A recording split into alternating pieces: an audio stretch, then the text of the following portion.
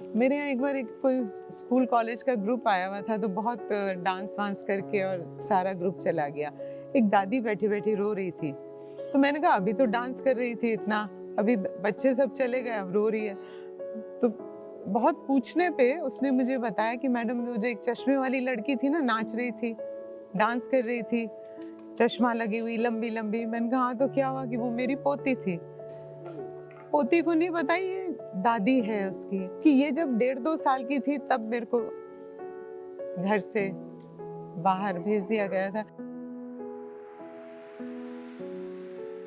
एक माँ का बेटा आया था कि मिलना है, और वो माँ की चूड़ी उतार के ले जा रहा था। तो जब हल्ला हुआ तो चूड़ी 3-4 चूड़ियाँ थी, 4 में से गलती से उसके हाथ में एक ही आई, लेकिन शोर हो गया, चोर चोर। तो वो भाग गया लेके एक चूड़ी। आया तो वो 4 चूड़ी लेने था। मुझे कहा था माँ की याद आ रही है, माँ से मिलना है। 4 में से 3 चूड़ियाँ रह गई थी, शायद 3 बार बेटा और मिलने आएगा।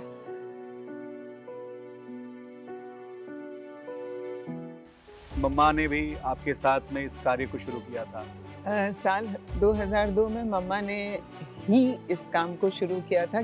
कोई एक ऐसी कहानी आप हमारे व्यूअर्स से शेयर करना चाहेंगे जिसने आपको कहीं ना कहीं झकझोर दिया कि ऐसा भी कोई कर सकता है कि अपने माता पिता के साथ? मेरे कमरे में एक शख्स आया और उसने मुझे कहा कि नहीं, 1 मिनट, थोड़ा सा ऐसे कीजिएगा, डिसकंटिन्यू।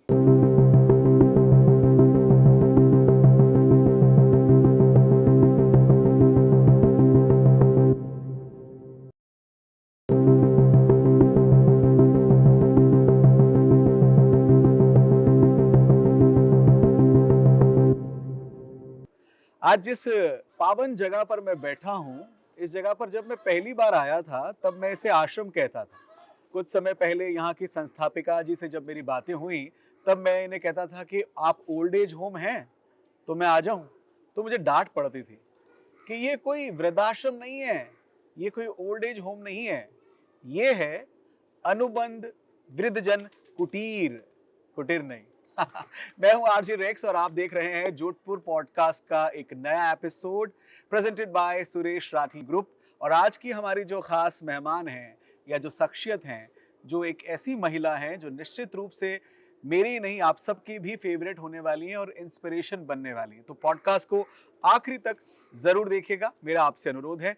स्वागत है हमारे साथ पधारी हुई अनुराधा अडवाणी जी से।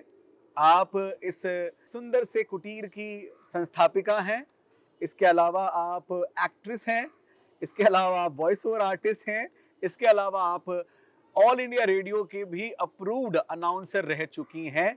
दूरदर्शन की बात कीजिए या सिनेमा की बात कीजिए, सब जगह का ये जाना पहचाना नाम है। और कुछ मिस तो नहीं हुआ मेरे से? आगे आगे देखते हैं। तो बहुत बहुत शुक्रिया अनुराधा जी, सबसे पहले तो अपना आशीर्वाद देने के लिए। चलिए, आप लोग यहाँ आए और इस आपके पॉडकास्ट के लिए आपने हमारे अनुबंध को सिलेक्ट किया, उसके लिए धन्यवाद। सबसे पहले मैं बात करूंगा कि ये जो अनुबंध वृद्धजन कुटीर है, इसकी शुरुआत क्यों हुई, कब हुई? 2002 में हुई। क्यों मुझे नहीं पता, डेस्टिनी कह लीजिए या ऊपर वाले का आदेश कह लीजिए। और मैं खुश हूँ कि इस काम के लिए उन्होंने मुझे और मेरे परिवार को सिलेक्ट किया। 2002 में शुरू किया, ज़मीन खरीदी, कंस्ट्रक्शन कराया, और तब से लेके आज तक 22 साल हो गए। और हाँ, एक खुशी की बात ये भी है कि हम अगले महीने 23वें वर्ष में प्रवेश कर रहे हैं, 23rd ईयर। अपने आप में एक अचीवमेंट मैं तो मानती हूँ। जब खोला था तब सोचा नहीं था कि मैं इतना आगे तक जा पाऊँगी, क्योंकि एक परिवार से शुरू हुआ था। तो क्या क्या चैलेंजेस होते हैं, क्या क्या परिस्थितियाँ रहेंगी या कैसी होगी या क्या होगा, कुछ भी पता नहीं था, सब कुछ धुंधला सा था।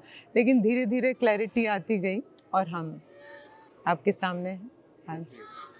तो ये सुरीली आवाज आपने अनुराधा जी की सुनी, और जो पीछे बैकग्राउंड का जो पक्षियों की आवाज आपको आ रही है, ये कोई इफेक्ट नहीं है, ये इस अनुबंध का ही एक छोटा सा पक्षियों का परिवार है। इसके बारे में भी आप इस पॉडकास्ट में जानेंगे, तो अंत तक जुड़े रहिएगा और इस पॉडकास्ट में मिली जानकारियों को महसूस कीजिएगा।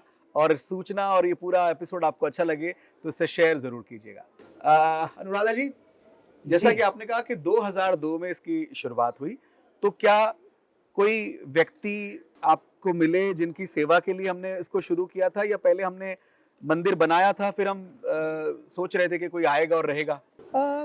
फैमिली में जो बुजुर्ग लोग थे उन लोगों की सफरिंग्स देखी थी, फील की थी, महसूस की थी, उनकी देखभाल भी की थी। तो लगा कि ये एक सेक्शन ऐसा है जहाँ पर ध्यान देने की ज़रूरत है। तो हमने ये सोच के शुरुआत की कि पता नहीं क्या होगा। जब शुरू किया था मैंने अभी आपको बोला कि बहुत धुंधला सा था कि हमको क्या करना है या क्या करना चाहिए क्या। तो फिलहाल कुछ भी करने के लिए एक इंफ्रास्ट्रक्चर होना चाहिए, कुछ रूम्स होने चाहिए, एक जगह होनी चाहिए वगैरह। तो ये सोच के हमने ज़मीन खरीदी और 4-5 कमरे, हॉल्स बड़े बनाए, एक किचन, एक मेडिकल रूम, ऐसा एक स्ट्रक्चर बना के रखा। लेकिन जिस दिन 25 नवंबर 2002 को हमने इसका इनॉग्रेशन किया, उसके अगले दिन तो एक दादा आ गए कि 10 दिन से भूखा हूँ, खाना दो। तो वो पहली बार जब ऐसा देखा तो मैंने कहा दादा कहाँ से आए हो, कि कुछ पूछो मत, भूखा हूँ 10 दिन से, खाना दे दो। तो ये शुरुआत थी कि भूखा हूँ 10 दिन से, खाना दे दो। मैंने कहा आपका परिवार कि है 9 बच्चे हैं पर भूख लगी है, खाना दे दो। ये था फर्स्ट इंसिडेंट हमारा अनुबंध का, और तब से लेकर आज तक। और रेक्स एक बात और बताती हूँ, इन सब चीज़ों को देख के हमने एक प्रिंसिपल बना लिया कि जो भी पहली बार अनुबंध में रहने के लिए आता है तो हम उससे उसके बारे में कुछ नहीं पूछते। हम कुछ नहीं पूछते, कहाँ से आए हो, क्यों आए हो, किसने किया, क्या हुआ, फैमिली में क्या हुआ। हम सिर्फ ये पूछते हैं खाना खाओगे? तो 99.9% यस में होता है जवाब। सो पता नहीं अब इस क्या, परिवार में कितने दादा दादी हैं? अभी करीब 125 दादा 125 दादा दादी जी, हैं। जी। और क्या क्या सुविधाएं यहाँ उनको मिलती हैं? सुविधाएं में मैं आपको बता देती हूँ कि जैसे सिंगल बेड है, बेड साइड टेबल्स लगी हुई है, उन पे उनका थाली, कटोरी, प्लेट, चम्मच, चाय का कप, पानी की बोतल वगैरह वो सब रखी होती है। उनका breakfast, lunch, dinner, bed tea, fruits, दूध वगैरह सब उनकी टेबल पे आ जाता है। उन्हें हिलने की ज़रूरत नहीं है। हर रूम में टीवी लगा हुआ है, सभी रूम्स में कूलर्स लगे हुए हैं, अटैच टॉयलेट्स हैं विद बोथ फैसिलिटीज़। इसके अलावा हमने लिफ्ट लगा रखी है ऊपर नीचे जाने के लिए।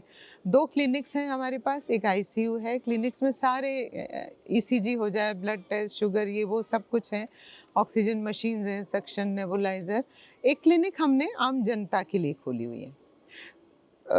कोई भी राह चलते आसपास के गांव से वगैरह कोई भी आ जाए, चाहे वो ईसीजी करवाना हो, चाहे दवाएं चाहिए, चाहे एक्सीडेंट हो जाए, प्लास्टर हो जाए, ये वो सब चीज़ें वो भी निःशुल्क है। बाहर वालों से भी कोई पैसा नहीं लिया जाता।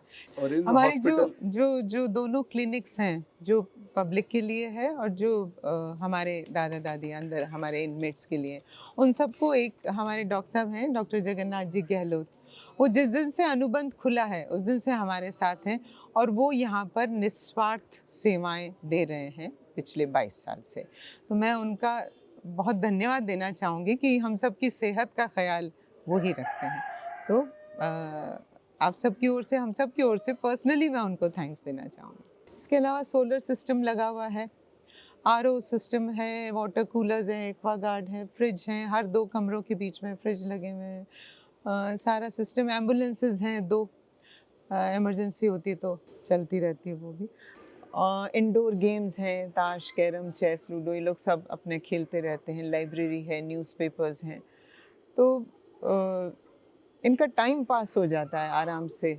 और क्योंकि 30 से 40-35 जने, मेरे को ध्यान नहीं है इतना, वो सब पैरालिसिस वाले हैं, वो तो उठ बैठ भी नहीं सकते हैं ऑब्वियसली। तो उनको उठाना, बिठाना, नहलाना, धुलाना, सुसु पॉटी, डाइपर्स, ये वो सब कुछ हमारा स्टाफ, जो 22 जनों का स्टाफ है यहाँ पर, वो ही सब ये काम करते हैं। उनकी देखभाल होती रहती है। और 2 क्लिनिक्स हैं, डॉक्टर्स हैं, आईसीयू है, उनका मेडिकल का काम भी पूरा होता रहता है और उनको टाइम टाइम पे दवाएं भी दी जाती हैं।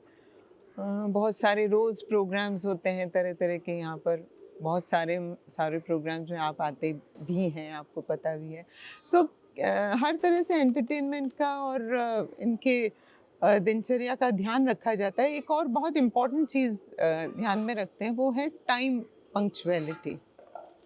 ब्रेकफास्ट होगा तो टाइम पे होगा, बेड टी होगी तो टाइम पे, लंच जो टाइम है वो ही होगा। तो इन सब चीज़ों से उनकी सेहत पे बहुत असर पड़ता है। एक रेगुलरिटी हो जाती है पंक्चुअलिटी के साथ साथ में, तो उनका जो एक डे टू डे शेड्यूल है, उनका जो रूटीन है वो फिक्स होता है सारा। और बाकी हर चीज़ की फ्रीडम है, कोई धर्म जाति वर्ग है नहीं, सब जिसको जो करना है, पूजा करना हो करे, नमाज पढ़ना हो पढ़े, जीसस क्राइस्ट माय लॉर्ड जो भी है। क्योंकि हर धर्म के लोग हैं यहाँ पर, हम धर्म जाति वर्ग पूछते भी नहीं हैं। तो सब अपने अपने ईश्वर को याद करते हैं। तो मुझे लगता है सारे भगवान यही हैं, मेरे अनुबंध में है, और इस बात से खुश हूँ मैं। सो कुल मिला के सारी व्यवस्था की है ताकि कहीं कोई किसी भी तरह की कोई कमी ना रहे। बाकी देखिए छोटा मोटा तो मैं नहीं कह सकती, कुछ कभी कुछ हुआ हो, लेकिन कोशिश यही करती हूँ कि सब खुश रहें, हम सब खुश रहें और खुशी खुशी ऊपर चले जाएं। तो एनिवर्सरी भी आ रही है 25 तारीख को, और 25 तारीख को अनुबंध का बर्थडे भी है। और मेरे हर काम में साथ देने वाले मिस्टर अडवाणी, नरेंद्र अडवाणी साहब, मेरे हस्बैंड, उनका भी बर्थडे है। तो हम दो बर्थडे साथ सेलिब्रेट करते हैं, और इस बार उनका 70वां क्या बात है, 70th बधाई आपको जन्मदिन है। सो हम अच्छे से सेलिब्रेट करना चाहेंगे। नरेंद्र अडवाणी साहब का जिक्र किया है अनुराधा मैम ने। मैं बताना चाहूँगा कि इस मंदिर के हर कार्य में उनका सहयोग भी अतुलनीय रहता है, और वो पर्दे के पीछे रहकर काम करने वाले व्यक्तित्वों में से एक हैं, और सदैव वो इस प्रयास में रहते भी हैं। नमस्कार, मेरा नाम नरेंद्र अडवाणी है, और मैं और मेरी पत्नी अनुराधा ने आज से 22 वर्ष पूर्व अनुबंध की स्थापना की थी। ये एक पारिवारिक उपक्रम था जो लेटर ऑन 10 वर्ष बाद एक ट्रस्ट के रूप में कन्वर्ट कर दिया गया, जहाँ सिर्फ़ और सिर्फ बुज़ुर्गों की सेवा एकमात्र ध्येय था, जिसे हम गत 22 वर्षों से करते आ रहे हैं। अनुबंध के बारे में या उसकी व्यवस्थाओं के बारे में अनुराधा आपसे बता ही चुकी है। मेरे विचारों में अनुबंध एक संस्था ज़रूर है, लेकिन एक बड़ा परिवार है। संस्था न होकर के एक परिवार है। और मेरी ये मानना है कि किसी भी रूप में, किसी भी कारणवश कभी भी हमें अपने माता पिता या बुज़ुर्गों को घर से बाहर नहीं करना चाहिए। उन्हें अनुबंध की आवश्यकता नहीं होनी चाहिए। हालांकि कुछ कारण हो सकते हैं जिसकी वजह से कभी बुज़ुर्गों को, जैसे वो अगर सपोज़ मैरिड नहीं है और अकेले हैं और उसके बाद बुज़ुर्ग हो जाते हैं, तो उन्हें हो सकता है अनुबंध की आवश्यकता हो, तब तक तो ठीक है। परंतु परिवार होते हुए परिवार छोड़ करके उनको आना पड़े, ये सबसे दुखद, इस परिवेश में सबसे दुखद घटना यही होती है। अनुबंध का संचालन होना या अनुबंध जैसी संस्थाओं का मेरे शहर में या किसी भी शहर में होना हमारे समाज के ऊपर एक धब्बा है।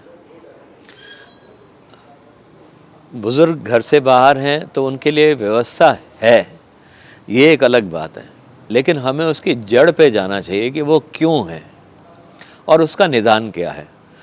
अनुबंध या कोई भी वृद्धाश्रम निदान नहीं है, ये एक ऑल्टरनेट अरेंजमेंट है। इसको हमें जड़ से मिटाना है। और जड़ से हम कैसे मिटा सकते हैं? पहली बात, हम युवाओं को ये आह्वान करना चाहते हैं कि किसी भी कारणवश कभी भी अपने माता पिता को घर से बाहर ना करें। ऐसी परिस्थिति ही पैदा ना हो कि उन्हें वृद्धाश्रम में जाना पड़े। यदि कुछ ऐसी इस परिस्थिति आ भी जाती है तो उसका निदान क्या हो। मेरा हमेशा से ये मानना है कि जब हम फॉर एग्ज़ाम्पल अगर हम मैरिड कपल हैं और हमारे कोई इशू नहीं है, तो हम क्या करते हैं? हम जा कर के कोई चाइल्ड को अडॉप्ट करते हैं। तो अगर हम चाइल्ड को अडॉप्ट कर सकते हैं तो क्यों नहीं हम एक पेरेंट को अडॉप्ट करें?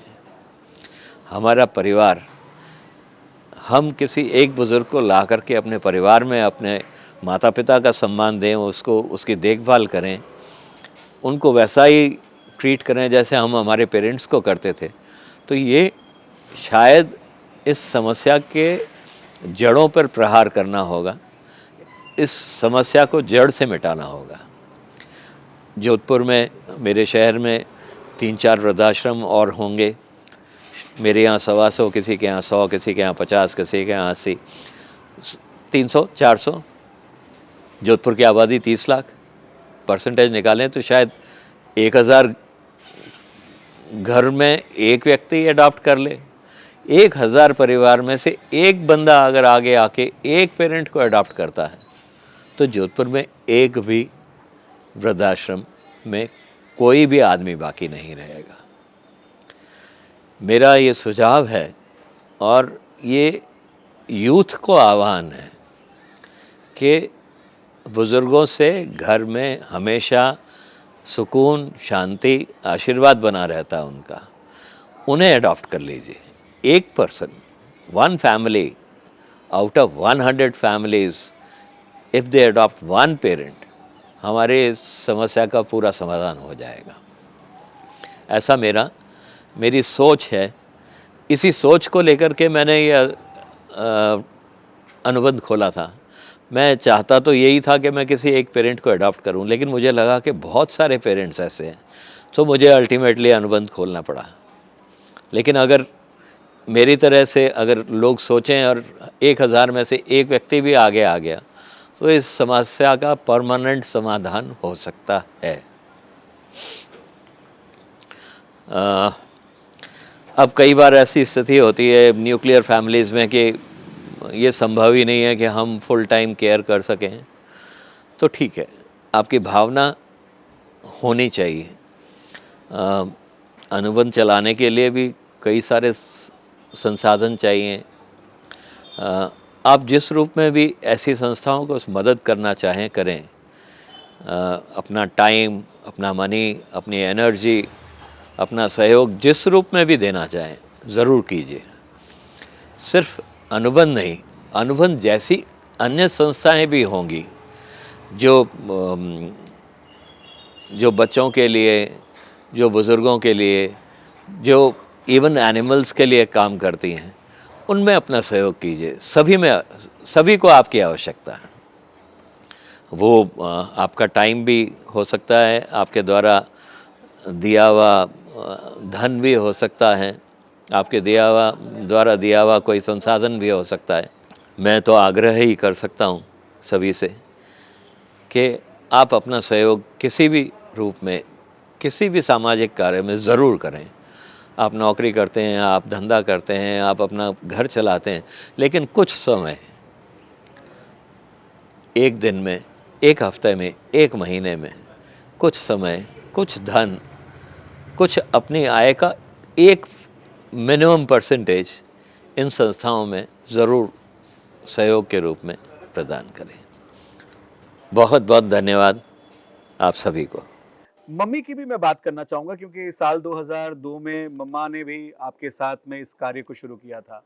साल 2002 में मम्मा ने ही इस काम को शुरू किया था, क्योंकि जब मैंने अभी बताया कि वो दादा आ गए थे कि भूख लगी है, खाना दो, उस वक्त तो मेरे पास किचन भी नहीं था। नेक्स्ट डे की ही बात है। तो मैंने माँ को फ़ोन किया था, मैंने कहा माँ, एक 85 साल के दादा आ गए हैं और वो खाना मांग रहे हैं। तो मेरी तो किचन भी तैयार नहीं थी उस दिन। तो मम्मी ने पहले कहा, तू ठीक तो है, कौन आ गया, क्या है? मैंने कहा पूछो मत, उसको खाना चाहिए। और तब यहाँ पर कोई बस्ती भी नहीं थी, यहाँ कोई दुकानें नहीं थी, कोई होटल्स नहीं थी जहाँ से मैं उनके लिए कुछ। तो पहला खाना जब मम्मी को मैंने बोला, तो वो गाड़ी भर के सारा किचन का सामान और घर में जो खाना बना हुआ था वो लेके आई और उन्होंने ही उस दादा को खाना खिलाया। वो तो मम्मी ने 18-19 साल अनुबंध को संभाला है, पूरा मैनेजमेंट उनका था, वो संभालती थी। लास्ट ईयर वो गुज़र गई और उनकी भी आखिरी इच्छा यही थी कि मुझे अनुबंध से ही ले जाया जाए। तो हमने उनकी इच्छा पूरी की। पहले उनको यहाँ लेकर आए और फिर यहीं से उनको शमशान में लेके गए। बहुत उन्होंने मेहनत की अनुबंध के पीछे और 86 इयर्स की वो होके गुजरी हैं, तब तक वो अनुबंध को संभालती रही। मुझे याद है कि मैं जब उनसे मिला था तब मैं देखता था कि वो किस तरह एक एक कार्यक्रम का यहाँ पर विस्तृत उसकी प्लानिंग करती थी, और जब भी अनुराधा मैम या नरेंद्र सर किसी कार्य में व्यस्त होते थे तो पूरी बागडोर वो संभालती थी। जहाँ पे भी वो हैं, निश्चित रूप से अनुबंध पर उनका आशीर्वाद है और हम सब पर भी। मैं आपसे जानना चाहूँगा कि यहाँ पर जो दादा दादी हैं वो पूरे हिंदुस्तान से हैं? वो पूरे हिंदुस्तान से हैं, नॉर्थ साउथ ईस्ट वेस्ट, पता नहीं कहाँ कहाँ से, मुझे तो कई बार जगहों के नाम भी नहीं पता। आंध्रा, मेरठ, मुजफ्फरनगर, सहारनपुर, झारखंड, जलगांव, गुड़गांव, जम्मू, उड़ीसा, पता नहीं कहाँ कहाँ से गूगल में सर्च करके आ जाते हैं। गूगल में 2-3 चीज़ें हाईलाइट की हुई है। एक तो ये टोटली फ्री ऑफ चार्ज है, ये निःशुल्क है, किसी से किसी भी तरह के कोई चार्जेस नहीं लिए जाते। दूसरा, कोई धर्म जाति वर्ग है नहीं कि ये इस पर्टिकुलर इस जाति का है या वो इस धर्म का है, वो है नहीं। और तीसरा, टिल डेथ, अंतिम संस्कार तक हम करते हैं, पूरा विधि के साथ करते हैं, सारा संस्कार वगैरह। जो लोग मुस्लिम्स हैं तो उन्हें दफना दिया जाता है, जो क्रिश्चियंस हैं उनके लिए कॉफिन मंगवा के उनका अंतिम संस्कार किया जाता है। तो जिसका जैसा धर्म है उस हिसाब से करते हैं।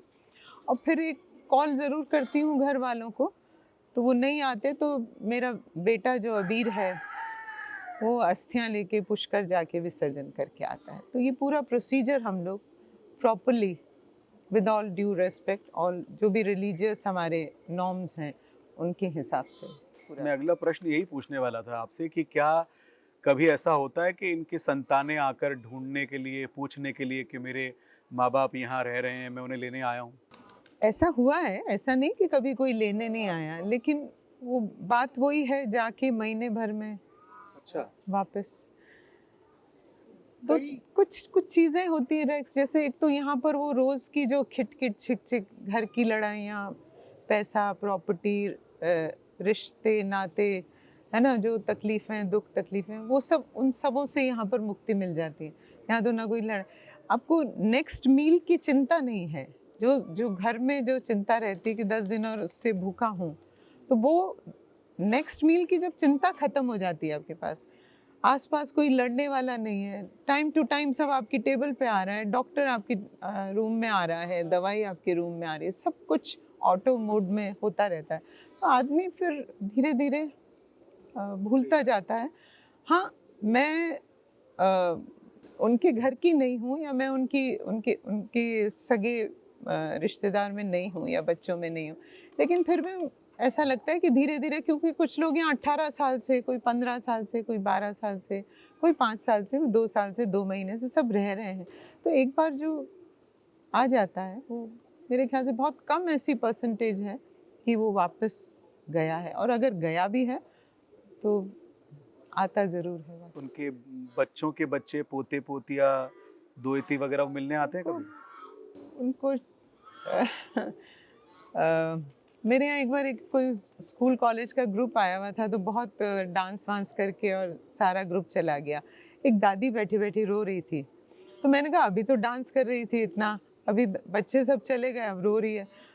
तो बहुत पूछने पे उसने मुझे बताया कि मैडम, वो जो एक चश्मे वाली लड़की थी ना, नाच रही थी, डांस कर रही थी, चश्मा लगी हुई, लंबी लंबी। मैंने कहा हाँ, तो क्या हुआ? कि वो मेरी पोती थी। पोती को नहीं पता ये दादी है उसकी। मैंने कहा ये संभव नहीं है, ये पॉसिबल नहीं है। तो उसने कहा मैडम संभव है, पॉसिबल है, सब कुछ है, क्योंकि ये जब 1.5-2 साल की थी तब मेरे को घर से बाहर भेज दिया गया था। आगे उसने अपनी जर्नी बताई, फिर मैं छोटे बेटे के यहाँ गई, फिर मैं भाई के यहाँ गई, फिर छोटे भाई के गई, फिर उसने मुझे हरिद्वार छोड़ा, 6 साल हरिद्वार रही, फिर मैं ऐसा करके उसने बताया। तो ऑब्वियसली 1.5-2 साल की बच्ची को नहीं याद होगा कि वो उसकी दादी कहाँ है। तो मैंने कहा आपने कैसे पहचाना उसे? तो उसने मुझे एक बहुत छोटी सी बात कही रेक्स, उसने मुझे कहा कि उस लड़की में मेरे बेटे की शक्ल आ रही थी। मारवाड़ी में अगर हम उसे कहते हैं तो उसने मुझे बताया कि मारे बेटे रो उड़िया रहो। तो और मेरा बेटा भी बहुत लंबा है और ये लड़की भी बहुत लंबी थी, है मतलब। तो मैंने चुपचाप आपके परमिशन के बगैर मैंने उसका नाम और उसके पापा का नाम पूछ लिया, एंड दैट इस तरह से मुझे उसका नाम पता पड़ा। और तब मुझे पता पड़ा कि ये मेरी पोती है। पर मैडम देखो, बेटियां कितनी जल्दी बड़ी हो जाती है ना, अभी तो इन्हें शादी करनी। और एंड वो फिर उसके बाद उसने रोना शुरू किया, उसको देख के फिर मतलब सुन के ही इतना मुझे दुख हो रहा है। दिमाग खराब हो मेरा निवेदन यही है हमारे इस वीडियो को जो लोग भी देख रहे जी। हैं कि प्लीज आप अपनी जिंदगी की जद्दोजहद या आपकी वैवाहिक परेशानियों के चलते हुए अपने बच्चों से उनके दादा दादी, उनके नाना नानी मत छीनिए, क्योंकि ये एक ऐसी पूंजी है जो आप किसी भी दौलत से कभी उन तक नहीं पहुंचा पाएंगे। ये ऐसा आशीर्वाद है जिसे आप कभी नहीं पा पाएंगे। प्लीज ऐसा मत कीजिए। नागौर रोड पर जब आप एफडीडीआई क्रॉस करेंगे तो एफडीडीआई के ठीक सामने नीमा नीमड़ी की तरफ अनुबंध वृद्धजन कुटीर का ये सुंदर सा प्रांगण आपको नजर आएगा। यहाँ पर एक ही जगह पर हमारे सभी दादा दादी के लिए, जो 125 दादा दादी यहाँ रहते हैं, उनके लिए रहने की व्यवस्था, खाने की व्यवस्था, मेडिकल की व्यवस्था के साथ साथ समय समय पर अनुराधा मैम जो है उनके लिए कई सारे आयोजन यहाँ पर करती हैं। जैसे सुंदरकांड का पाठ होगा, नवरात्रि सेलिब्रेट होगी, गणेश चतुर्थी का सेलिब्रेशन होगा, दिवाली का सेलिब्रेशन होगा, आपका यहाँ पर होली होगा, यहाँ पर ईद मनाई जाएगी। जैसा कि उन्होंने कहा कि कोई धर्म की पाबंदी यहाँ नहीं है। तो ये बहुत सुंदर प्रांगण है। मैं बस यही निवेदन करना चाहूँगा कि जब कभी भी आपको समय मिले, आप अपने बच्चों के साथ इस सुंदर से मंदिर में ज़रूर आइए। यहाँ आपको प्रभु का आशीर्वाद भी मिलेगा और खूब सारी दुआएं भी मिलेगी। अनुराधा जी, मैं आपसे जानना चाहूँगा, वैसे तो यहाँ बहुत कहानियाँ होगी जिन्होंने आपको बहुत परेशान किया होगा, आप दुखी भी हुई होंगी, आंखों में आंसू भी आए होंगे। कोई एक ऐसी कहानी आप हमारे व्यूवर्स से शेयर करना चाहेंगे जिसने आपको कहीं ना कहीं झकझोर दिया कि ऐसा भी कोई कर सकता है कि अपने माता पिता के साथ? एक कहानी, ऐसे बहुत सारी कहानियाँ हैं रेक्स। मैं बहुत मुश्किल में हूँ, आपने ऐसा डिफ़िकल्ट सवाल मेरे से पूछ लिया है। लेकिन एक दिन मैं रात को यहीं थी तो सुबह 8 बजे एक टैक्सी आई यहाँ पे, 3 व्हीलर आया। उसमें वो 3 व्हीलर वाले ने नॉक किया और कहा कि बाहर बुला रहे हैं। तो मैं बाहर देखने गई तो एक बड़ा हैंडसम सा दादा उसके अंदर बैठा था। और उसने बोला, टैक्सी वाले ने कहा उतारो सवारी उतारो। तो मैंने कहा भैया आप कौन हैं, क्या है? कि कुछ नहीं, मैं तो बस स्टैंड से लेके आया हूँ। मैंने कहा बस स्टैंड से? कि ये कोटा वाली बस से नीचे उतरे थे और एक आदमी आया था, उसने मुझे 100 रुपये दिए और कहा इनको इस एड्रेस पे छोड़ आओ। तो ये एड्रेस आप ही का है? मैंने बोला हाँ ये एड्रेस मेरा है। तो बोला उतारो उतारो। तो मैंने कहा भैया कौन है क्या है? कि मुझे नहीं पता कौन है क्या है और मुझे इससे कोई मतलब भी नहीं, आप तो उतारो, मेरी सवारी का टाइम हो रहा है। तो मैंने कहा दादा आप उतरिए। तो उसने कहा तू कौन है? मैंने कहा दादा आप नीचे उतरिए। तो उसने कहा कहाँ? तो देन आई रियलाइज कि दादा देख नहीं पा रहे हैं। मैंने कहा दादा आप कि तू है कौन, मेरे को दादा दादा कर रही है क्या? खैर एनीवे वो लंबी बात है। मैं उनको अंदर लेके आई, अंदर लाके ऑफिस में बिठाया। तो बोला मेरा बेटे का बंगला है वहाँ पे, तो मेरे को तू वहाँ छोड़ दे। पता नहीं मैं तो बस में कैसे चढ़ गया और कैसे उतर गया। समाओ मेरे को गरम गरम कॉफ़ी पिला दे बेटा, स्ट्रॉन्ग कॉफ़ी चाहिए मुझे।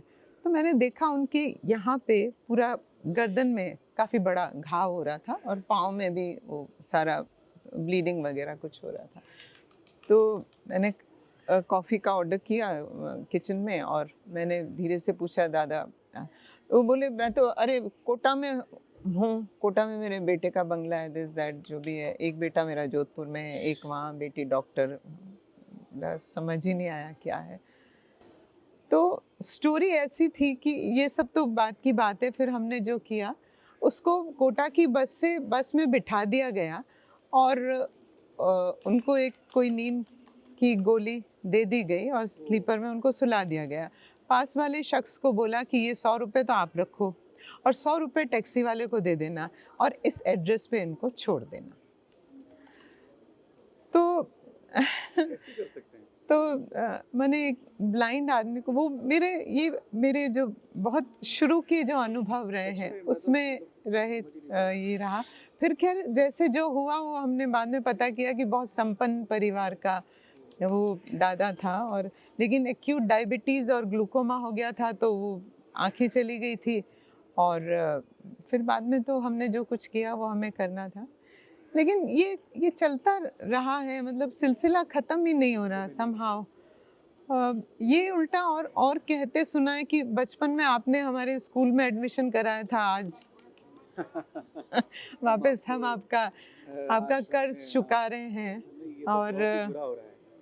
और वो कई बार दादा बोलता है, बेटा अब तो उठा बैठा नहीं जाता है, सब कुछ मैडम करवाती है। तो बेटा बहुत प्यार से जवाब देता है कि अरे उठ बैठ के करना क्या है, राम राम करो, राम अपने आप उठा लेगा। तो ये इस तरह के जब कॉन्वर्सेशन सुनती हूँ कि अब उठ बैठ के करना क्या है, राम राम करो, राम अपने आप उठा लेगा, तो ये कहाँ की कल्चर आई है, मुझे समझ नहीं आता। मैं हैरान हूँ, मैं परेशान हूँ कि इतना 22 साल देखने के बाद भी मेरे को तकलीफ हो जाती है। रोज़ देख रही हूँ, डेली। अभी आप उधर खैर वो बात नहीं करें, चलिए। सो इस तरह के केसेस आते रहते हैं, और आते जिनका दाना पानी यहाँ लिखा हुआ है वो कहीं ना कहीं से यहाँ पर आए। हाँ, ये विडम्बना ही है। आप देखिए ना, 2002 में एक बुजुर्ग दादा से शुरू हुई थी, आज 125 दादा दादी की सेवा यहाँ हो रही है।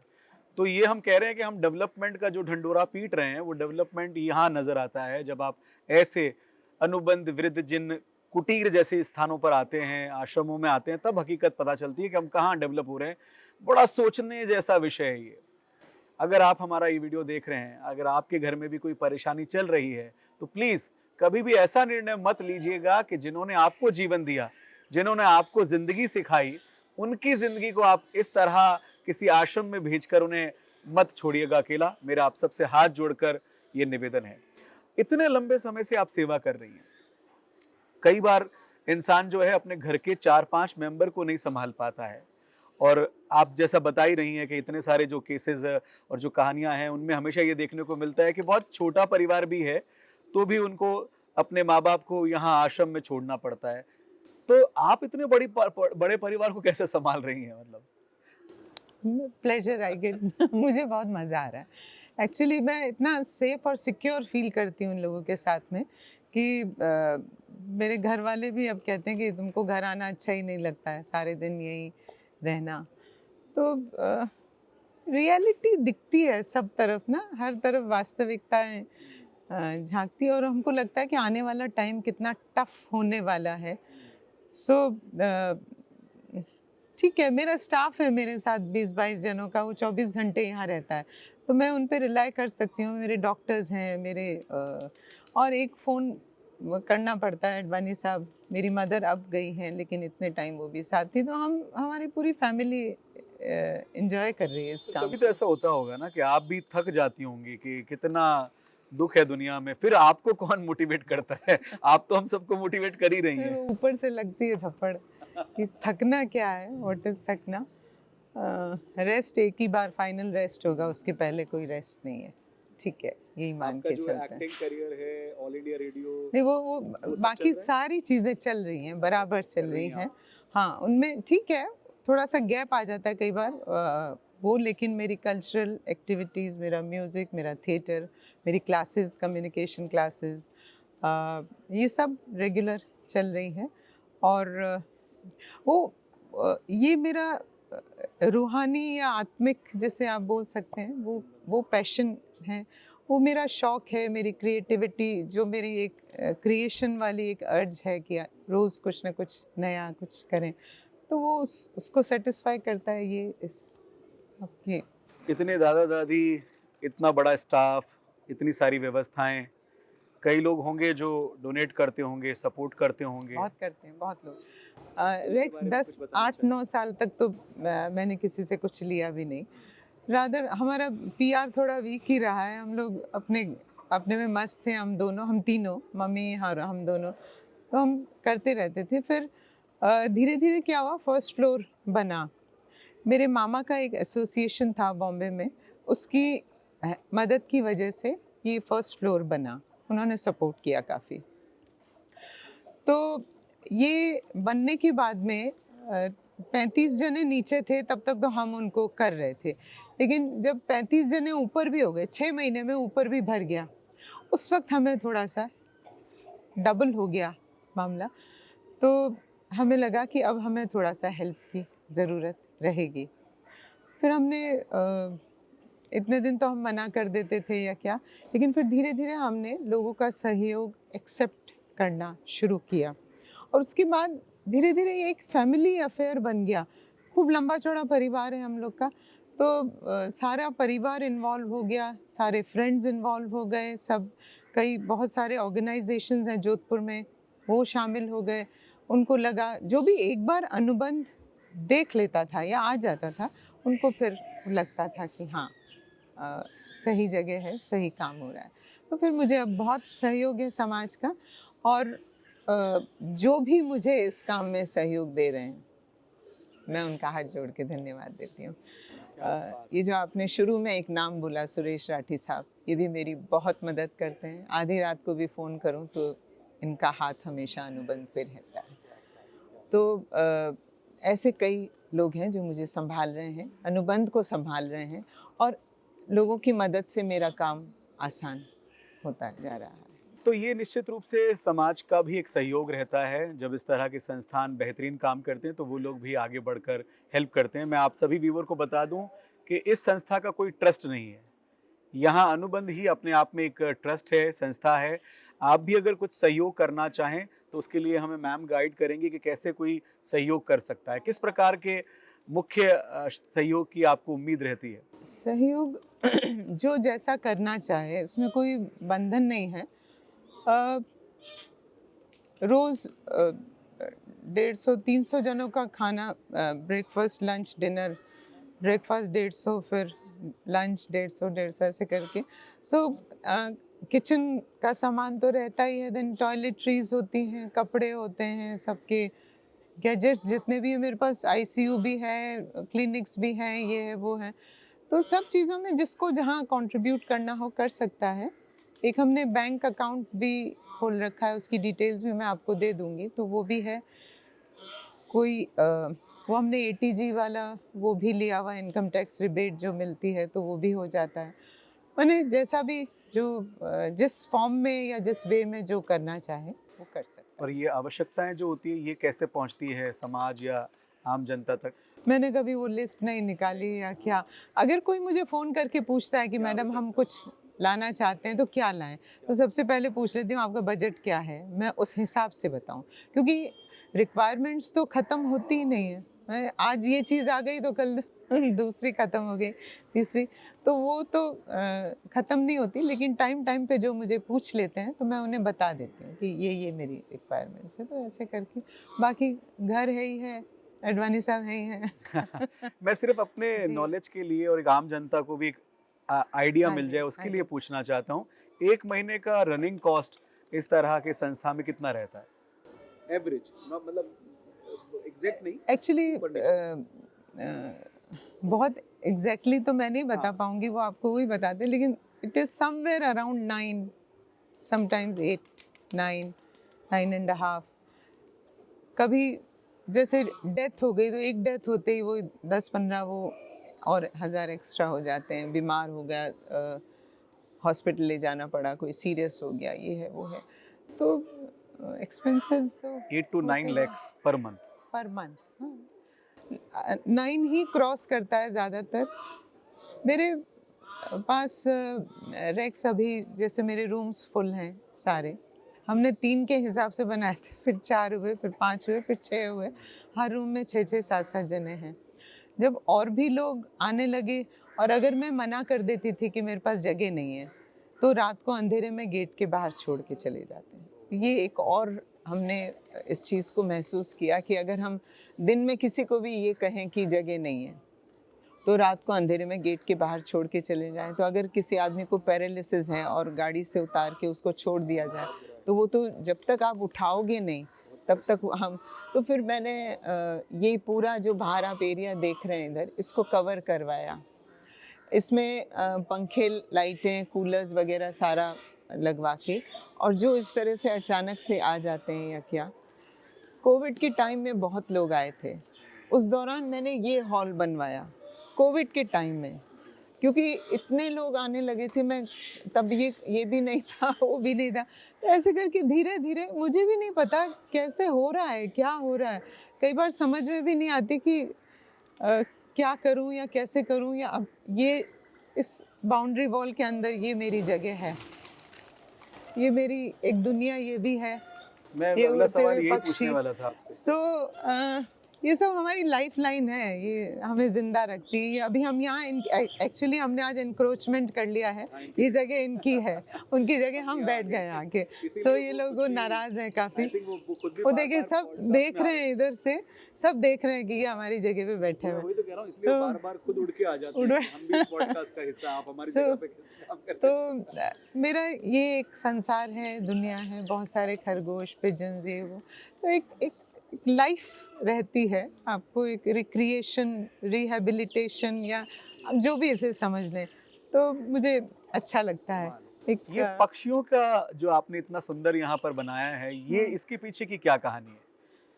कुछ नहीं, वो मारवाड़ी में अपन बोलते थुतका नाको मैं तो 2 या 4 कबूतर लाई थी आगे आप फिर मैंने धीरे धीरे वो किया, अब नेचुरली आया सब लोग, मैंने कहीं से उठा के नहीं लाई हूँ या क्या। यहाँ मैं देख लेकिन- रहा हूँ बतख भी हैं, जी पिजन्स भी हैं, जी, एक टॉर्टराइज भी मैंने देखा था यहाँ पर।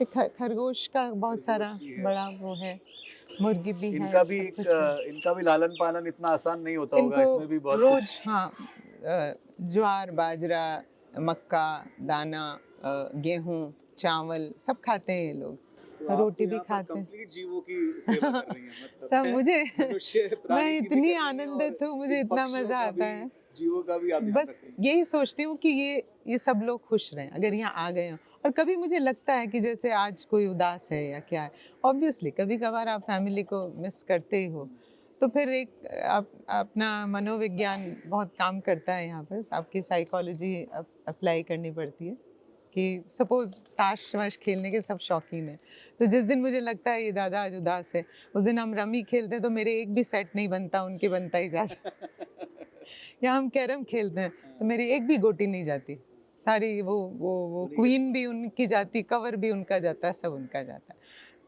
तो धीरे धीरे ना वो एक जीत का जब एहसास होता है कि मैडम को सिखा दिया खेल ही नहीं पाती है कुछ भी, सो एक वो जो फीलिंग आती है, वो धीरे धीरे कहीं उनको थोड़ा सा ध्यान हटाने के लिए कभी सांप सीढ़ी खेल लेते हैं, तो कभी क्या इंडोर गेम्स भी बहुत हेल्प करते हैं आपको। न्यूज़पेपर है, लाइब्रेरी है, सब पढ़े लिखे लोग हैं अपना, तो थोड़ा सा दिमाग से वो चीज़ हटाने की कोशिश करते हैं। अपने बच्चों को कोई नहीं भूल सकता, लेकिन हाँ थोड़ा सा ध्यान डाइवर्ट कर सकते हैं। मैं भी जब ये संस्था देख रहा था तब मैंने देखा कि हर रूम में साफ सफाई और टेलीविज़न की व्यवस्था, लाइब्रेरी यहाँ पर बनी हुई है, आर्ट एंड कल्चर के लिए बार बार समय समय पर कुछ ना कुछ आयोजन होते रहते हैं। बस जो मिसिंग है, जैसा मैम ने कहा, उनका परिवार। तो अगर यहाँ रहने वाले दादा दादी का परिवार इस समय ये वीडियो देख रहा है, तो मेरा आपसे हाथ जोड़कर निवेदन है कि आप यहाँ आएँ और सारी बातों को भूल कर अपने माता पिता को अपने साथ ज़रूर से लेकर जाएं, उनकी सेवा करें। और अगर आपके माता पिता इस संसार में नहीं हैं, तो फिर आप अपने बच्चों को यहाँ लेकर आएं और उन्हें दादा दादी का यहाँ जो आशीर्वाद है वो उन तक पहुँचाएं, उनके साथ समय व्यतीत करें। आई थिंक इसके लिए तो रेक्स अडवाणी साहब हमेशा ये बोलते हैं, जब भी कभी ऐसी बात होती है तो वो सबको बोलते हैं अडॉप्ट अ पेरेंट, किसी एक पेरेंट को अडॉप्ट, जैसे हम बच्चों को अडॉप्ट करते हैं ना, गोद लेते हैं उनको, तो वो हमेशा एक मैसेज ज़रूर छोड़ते हैं कि सभी जने अगर एक एक पेरेंट, एक दादा को अडॉप्ट कर लें या साथ रखें या अडॉप्ट करें या जो भी है वो करें, या उनको उनकी केयर करें, उन्हें संभालें, तो मेरे ख्याल से ये इनकी ज़रूरत ही नहीं पड़ेगी। मैंने एक इंसिडेंट देखा था, मुझे याद है कि एक दादा ने अपनी इच्छा जताई थी। हमारे यहाँ से 6 या 7 देहदान हो चुके हैं और करीब 8-9 जनों की आई डोनेशन भी हो चुका है, क्योंकि 80-90 साल में आंखें इस लायक नहीं रहती, लेकिन कुछ अर्ली डेथ्स हुई थी तो हमने उनकी आंखें भी डोनेट की, देहदान भी किए। तो एक दादा ने इच्छा की थी कि मेरी देहदान करना, तो उनकी डेथ हो गई, हमने घर पे इन्फॉर्म किया कि देहदान करनी है। तो आधा घंटे में 9 गाड़ियाँ आई, एक के पीछे एक यहाँ लग गई और उसमें से 4-4 जने उतरे। ठीक है, मुद्दा क्या था कि देह लेके जानी है, फिर मेडिकल कॉलेज में जाना है, फिर वहाँ पे सबको खड़ा करके फ़ोटो होगी और देहदान होगी, अगले दिन पेपर में फ़ोटो आएगी कि ओहो। तो मैं ये सोच रही थी कि ये आधा घंटे में 9 गाड़ियों में से 4-4 जने निकले हैं, ये अगर एक-एक दिन भी इस दादा को संभाल लेते तो शायद दादा को यहाँ आने की ज़रूरत नहीं पड़ती। तो जब वहाँ पे मेडिकल कॉलेज में वो फ़ोटो सेशन हो रहा था कि भाई आप सब, इनके रिश्तेदार कौन हैं, सब खड़े हो जाएं, तो मैं, अडवाणी साहब, हमारे यहाँ के डॉक्टर साहब जो हैं जगन्नाथ जी, हम तीनों एक तरफ खड़े थे और वो 36 जने उनके साथ खड़े थे। तो मतलब जो 10 साल से यहाँ रहे थे तब तक कोई नहीं आया, लेकिन जैसे ही देहदान का और वो सब हुआ, सब लोग आ गए, सब लेके गए, हम तीनों कोने में खड़े थे, बाकी सबके इस परिवार ने देहदान किया। ये दुखद कहानियां हैं देखिए, वाकई, मतलब सुन के ही रोना आ रहा है, मतलब बात बड़ी क्या हंसी करें आती समझ ही नहीं कई आता है बार। कि हाँ। मानवता खत्म सी हो गई है। लोगों के दिलों से प्रेम इस तरह से कैसे खत्म हो सकता है, ये समझ में नहीं आया। बच्चों को अडॉप्ट करने का तो हमारे यहाँ अब एक तरह का कल्चर बन गया है, पर जो ऐसे दादा दादी हैं उन्हें भी आप अडॉप्ट ज़रूर करें। उनकी सेवा भी किसी ईश्वर की सेवा से कम नहीं है। बस यही अनुरोध मैं आपसे कर सकता हूँ। अनुराधा जी, बातें बहुत हैं, कहानियाँ बहुत हैं, दर्द ख़त्म ना हो ऐसा महसूस भी होता है।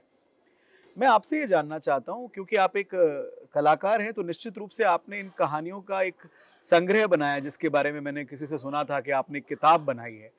ये किताब में मैंने, काल्पनिक उसमें हाँ, आपने उसको मेंशन किया है। उसका नाम भी यही है, यथार्थ से परिचय। उसका फर्स्ट संकलन जो था वो था दरकते रिश्ते, रिश्तों में जो दरार आ जाती है वो, और उसका सेकंड जो पार्ट मैंने किया था वो यथार्थ से परिचय, रियलिटी। और उन सब में मैंने 100% सच्चाई लिखी हुई है। मेरा शब्द नहीं है वो, जो भी घटा या जो कुछ भी हुआ या किसी का मेरे साथ कॉन्वर्सेशन हुआ बेटे का, या सपोज मैंने उसको बोला कि तुम्हारी माँ बीमार है, तो उसने कहा तो क्या करूं, बीमार है तो आपने सेवा करने का बीड़ा उठाया तो करो सेवा, मुझे क्यों फ़ोन कर रहे हो। तो इस तरह के रिस्पॉन्स जो जो भी मुझे मिले वो मैंने सब पेन डाउन करके उनका पूरा एक संकलन मैंने बनाया। और उसमें भी मेरी सुरेश राठी साहब ने मदद की। उन्होंने कहा आप लिखो, बाकी काम मैं देख लूँगा। तो उन्होंने मेरी बहुत हेल्प की। मैंने वो पूरा संकलन 3-4 बार, करीब 10,000 उसकी मैंने वो की। और उसका मैंने कोई मूल्य भी नहीं लगाया। उसमें मैंने यही लिखा कि पुस्तक का अधिक से अधिक प्रचार प्रसार करें, ताकि 100 जने पढ़ें, एक भी सुधर जाए, तो मुझे लगता है कि ये होगा। तो उसमें सब रियल स्टोरीज हैं जो भी यहाँ घटित हुई। जैसे एक माँ का बेटा आया था कि मिलना है, और वो माँ की चूड़ी उतार के ले जा रहा था। तो जब हल्ला हुआ तो चूड़ी, 3-4 चूड़ियाँ थी, 4 में से गलती से उसके हाथ में एक ही आई, लेकिन शोर हो गया, चोर चोर, तो वो भाग गया लेके एक चूड़ी। तो मैंने वो स्टोरी भी उसको लिखा है। मैंने कहा आया तो वो 4 चूड़ी लेने था, मुझे कहा था माँ की याद आ रही है, माँ से मिलना है। फिर वो कमरे में गया, उस एक चूड़ी ले जा पाया। तो बाद में जो हुआ वो हुआ, लेकिन मैंने क्लोजिंग उसका यही किया कि 4 में से 3 चूड़ियाँ रह गई थी, शायद 3 बार बेटा और मिलने आएगा, क्योंकि तो इस तरह की छोटी छोटी कहानियाँ हैं मैंने लिखी है। पढ़ते हैं लोग ज़्यादातर की एक्सक्यूज, हम तो 2 से ज़्यादा पढ़ ही नहीं पाए, तो क्यों नहीं पढ़ पाए, पढ़ लो तो पता पड़ जाएगा कि रियलिटी क्या है। या कभी मिलने आते हैं ये परिवार अपने माँ बाप से? आते हैं 3-4 महीने में एक आध बार, कभी कोई, ज़रूरी नहीं बच्चे ही आएँ, कभी भाई बहन भतीजा, पर ठीक है। जब ये दादा दादी अपना प्राण गंवा देते हैं, उनकी सूचना आप उनके परिवारों को देते हैं, तो वो लोग आते हैं लेने के लिए? 10 में से 1 जना, बहुत कम रेशियो उसका, ज़्यादातर सब यही होता है। और हम उनसे एक रिक्वेस्ट करते हैं कि अगर आप नहीं आ सकते हो तो आप एक हमें मैसेज कर दो कि भाई इनका अंतिम संस्कार का अधिकार अनुबंध मैनेजमेंट को दिया जाता है। तो वो तो 1-2 मिनट में आ जाता है मैसेज मैसेज आया था। कि मैडम अब आप ही निपटा दो। तो फिर ये जो टर्म है ये मेरी टर्म नहीं है, निपटा दो, ये उधर से सुनने में आता है मुझे। या हम तो अभी नहीं आ सकते, हम यहाँ हैं, हम वहाँ बिजी हैं, फला हैं, अभी कैसे आए, ये है वो है, अब आप ही कर दीजिए, फिर हम आके मिल लेंगे। तो फिर किससे मिल लोगे, मुझसे तो मिलना है नहीं, तो और आपके जो पेरेंट्स थे वो चले गए, तो मिल के क्या करोगे। बहुत सुपरफिशियल, मतलब सतही तौर पे कह सकती हूँ कि बहुत अजीब लगता था सुनना पहले कि अब आप ही कर दो मैडम साहब, हमारा तो आना पॉसिबल नहीं होगा। तो फिर ठीक है, हम सब कर लेते, हमें और ये सारे वो लोग हैं जो सक्षम हैं। सबसे सक्षम। बड़ी बात ये है, विडंबना ये है कि सक्षम होने के बावजूद अगर आप अपने माता पिता की सेवा नहीं कर सकते, तो फिर आपकी जो योग्यता है या जो भी आपने अचीव किया है वो वाकई उस लेवल का है ही नहीं। मैं आपसे एक और सवाल जानना चाहूँगा, मतलब एक प्रश्न है ज़हन में। आप इतने वर्षों से सेवा कर रही हैं और ये जो दादा-दादी हैं, ये आपको अपनी बेटी मानते हैं, आपको आपका बहुत रिस्पेक्ट करते हैं, ये मैं देखता हूँ यहाँ पर जब भी आता हूँ। कभी आपने जानने की कोशिश की है कि मुख्यतः क्या कारण रहता है? क्यों ये लोग यहाँ आना पड़े, इनको ऐसी स्थिति बनती है? मुख्य कारण क्या रहता है? नेक्स्ट, इनिशियली जब हमने शुरू किया था तो हम बच्चों को दोष देते थे कि बच्चे खराब हैं या ये वो। लेकिन धीरे धीरे कुछ मेरे भी व्यूज़, हम लोग के व्यूज़ थोड़े चेंज होने लगे, क्योंकि आजकल प्रैक्टिकलिटीज़ इतनी चेंज हो गई हैं कि हर घर में हस्बैंड वाइफ दोनों को जॉब करना होता है, ठीक है, ज़्यादातर। तो वो छोटी से छोटी नौकरी भी होगी तो वो 7-8 घंटे आपकी मांगती है। आपको सुबह से दिन रात शाम तक तो पहले जॉब करो, फिर अपने बच्चों को संभालो, उनकी पढ़ाई, उनकी एजुकेशन, उनकी मेडिकल का खर्चा, उनका ये सब कुछ इतना ज़्यादा बढ़ गया है आजकल, जो हायर स्टैंडर्ड्स हो गए हैं हर चीज़ के। तो कई बार बच्चे कोप अप नहीं कर पाते हैं। एक बीमारी हो गई, आप हॉस्पिटल जाओगे, पहले तो चेकअप कराना है तो छुट्टी लो, फिर दूसरे दिन वो 25 टेस्ट लिखेंगे, फिर वो टेस्ट कराओ सारे, फिर छुट्टी लो, फिर वापस सारी रिपोर्ट्स लेके डॉक्टर के पास जाओ और ट्रीटमेंट लो, फिर छुट्टी लो। 3-3 छुट्टियाँ तो आपको नौकरी से निकाल देते हैं आजकल। वो कहते हैं मैडम हम, कई बार उनकी कुछ केसेस ऐसे हैं जो कि वाकई लगता है कि हाँ बच्चों की मजबूरी है, वो नहीं कर पा रहे किसी न किसी कारण से, वो तो ठीक है, वहाँ तक बात ठीक है। लेकिन जब लगता है 9 बच्चे हैं, 8 बच्चे हैं, 7 बच्चे, फिर भी नहीं लुक आफ्टर कर पा रहे हैं, तो वो एक गलत है। अगर वाकई प्रॉब्लम है, या वो गलत है कि घर में शादी है 3 दिन के लिए लेके जा रहे हैं, इधर सब मेहमान निकले, इधर मम्मी पापा वापस। अच्छा, ऐसा भी करते हैं लोग? या घर में कोई डेथ हो जाती है तो 12 दिन ज़रूरी है पेरेंट्स का होना, तो 12 दिन घर में रख के वापस 13वें दिन वापस 13वां यहाँ हो जाता है। सो ये चीज़ गलत है। ठीक है, आप छोड़ो, कोई बात नहीं, लेकिन जब आपको सोसाइटी को दिखाना है कि हमारे पेरेंट्स हैं, घर में शादी ब्याह है, फंक्शन है, तो आप पेरेंट्स को लेके जाते हो और चौथे दिन वापस आप छोड़ जाते हो, ये मुझे अच्छा नहीं लगता, ये बुरा लगता है। कभी आपके बेटे ने या परिवार के सदस्यों ने शिकायत नहीं की कि अब आप मम्मी, आप हमें तो टाइम देते ही नहीं हो? हाँ। नहीं, वो तो मैं घर जाती हूँ तो पूछते हैं आज घर में कैसे क्योंकि मैं यहाँ से थिएटर भी है, मेरे दूसरी जो एक्टिविटीज़ हैं वो भी चलती, मेरी क्लासेस भी चलती हैं, वो तो उनमें लग जाती हूँ मैं। उनको वो सालों से देख रहे हैं आज की ऐसे ही है, तो अब तो मैं घर में कभी होती हूँ तो पूछते हैं घर में कैसे है, क्या हुआ आज, कोई स्पेशल बात है या क्या है क्या नहीं। लेकिन ठीक है, घर में मेरे साथ मैं अपने पापा के पास रहती हूँ। पापा मेरे 92 इयर्स के हैं, तो उनको भी ज़रूरत रहती है हमेशा, तो उनकी भी देखभाल मैं और एडवानी साहब और मेरा बेटा और हम सब मिल के करते हैं। तो कुल मिला के हमारा पूरा परिवार, हम सब साथ हैं और यहाँ भी हम सब साथ हैं। यहाँ भी ये सब साथ हैं, अनुबंध वृद्धजन। हम साथ साथ हैं। हम साथ साथ हैं। ये है अनुबंध वृद्धजन कुटीर, जहाँ आज हम आए हैं। और सवाल बहुत हैं, पर क्योंकि एक लिमिटेशन होती है तो हम अभी यहाँ पर आपसे इजाज़त चाहेंगे। बस अंत में मैं आपसे ये निवेदन करना चाहूँगा कि जो हमें इस इंटरव्यू को सुन रहे हैं, देख रहे हैं, उनसे आपका क्या अनुरोध है? अनुबंध की अनुराधा अडवाणी जी का अनुरोध। मेरा अनुरोध सिर्फ इतना सा है कि 24 घंटे में से 15 या 20 मिनट अपने एल्डर पेरेंट्स को, दादा दादी को दे दीजिए बस। इससे ज़्यादा आप 20 मिनट भी उनके पास बैठ जाएंगे ना, एक चाय का कप शेयर कर लीजिए उनके साथ, या वो जो कहे वो सुन लीजिए ना।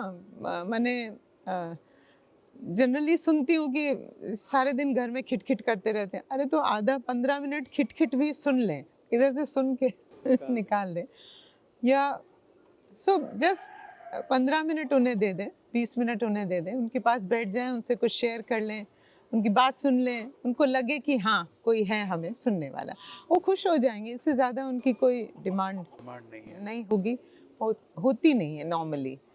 तो इतना सा टाइम तो हम दे सकते हैं हमारे ग्रैंड दादा दादी या माँ मम्मी पापा के लिए, इतना समय देना चाहिए। और एक अनुरोध मैं ये करना चाहूंगा कि अगर आप भी अनुबंध वृद्धजन कुटीर में सहयोग करना चाहें तो नीचे बैंक डिटेल दी हुई है। इसके अलावा आप अनुराधा मैम से यहाँ आकर संपर्क कर सकते हैं। नागौर रोड पर FDDI इंस्टीट्यूट के ठीक सामने निम्बा निमड़ी में ये सुंदर आश्रम बना हुआ है, जहाँ 125 दादा दादी की सेवा अनुबंध वृद्धजन कुटीर की अनुराधा जी और उनके जितने भी सहयोगी हैं यहाँ पर वो कर रहे हैं। आप भी जो अपने से बन पाए वो सहयोग जरूर करें, अपने माता पिता को समय दें। मैं ये नहीं कहूँगा कि ऐसे संस्थान और बढ़ें, हम ये सब मिलकर कोशिश करें कि ऐसे संस्थान धीरे धीरे कम हो और हम अपनों का विशेष ख्याल रखें। अनुराधा जी, आपकी सेवा को हमारा प्रणाम, अनुबंध को हमारा प्रणाम, नरेंद्र सर को हमारा प्रणाम, और इस परिवार को सेवा करने वाले तमाम सहयोगी, समाज सेवी, वॉलेंटियर्स और यहाँ जो सर्विसेज कर रहे हैं उन सबको भी मैं बहुत बहुत आभार व्यक्त करना चाहूँगा आपकी सेवा के लिए। निश्चित रूप से हम अपने जीवन में ये सीख लेकर यहाँ से जा रहे हैं कि हम कभी भी जहाँ पर भी हमसे जो बन पाए हम लोगों की सेवा जरूर करेंगे। बहुत बहुत शुक्रिया।